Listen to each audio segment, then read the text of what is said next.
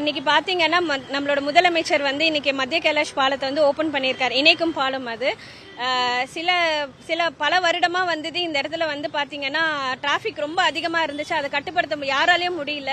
இந்த ஆட்சியில வந்து நம்மளோட முதலமைச்சர் வந்து இது ஓபன் பண்ணி கொடுத்திருக்காரு.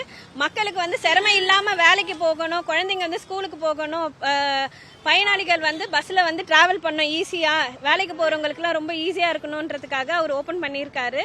முதலமைச்சருக்கு ரொம்ப நன்றியை தெரிவிக்கிறேன் நான். இன்னொரு விஷயம் என்னன்னா, பல பஸ்ஸுகள்ல எல்லாமே வந்துட்டு பாத்தீங்கன்னா இது வழியா தான் போயிட்டு இருக்கு.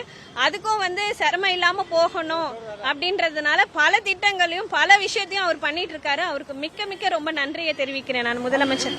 ஐடி ஸ்கூல்ஸ் நிறுவனங்கள்லாம் ஓஎம்ஆர்ல தான் இருக்கு.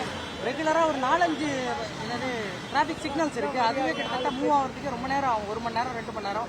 இந்த பாலத்தினால எவ்வளவு ஸ்பீடா நீங்க போக முடியும், எவ்வளவு யூஸ்ஃபுல்லா இருக்கு. ஆமா, பாத்தீங்கன்னா ஒரு இது கடந்து போறதுக்கே கிட்டத்தட்ட ஒரு 15-20 நிமிஷமா ஆகுது. லைக் ஆன்சர் இன்ஸ்டிடியூட்ல இருந்து இந்த மத்திய கைலாஷை கிராஸ் பண்ணி போறதுக்கே 20 நிமிஷத்துக்கு மேல தாண்டிடுது.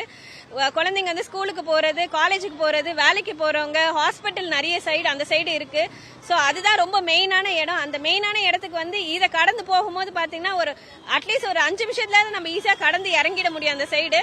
இன்னும் வந்து பல திட்டங்களையும் பல மெட்ரோ ரயிலையும் எல்லாத்தையும் வந்து அவர் பண்ணிட்டு இருக்காரு.